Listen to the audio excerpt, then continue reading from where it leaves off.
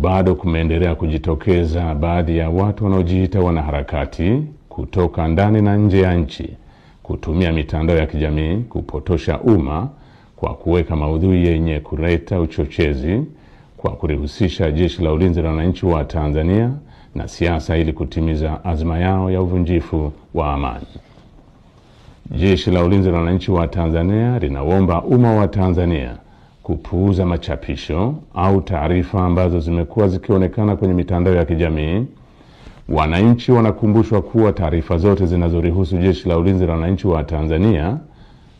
zitatolewa na makao makuu ya jeshi kwa utaratibu rasmi na mawasiliano ya Jeshi la Ulinzi la Wananchi wa Tanzania na umma.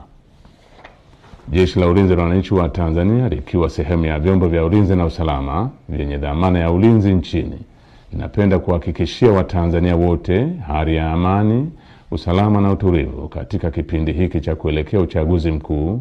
wakati wa uchaguzi na baada ya uchaguzi mkuu.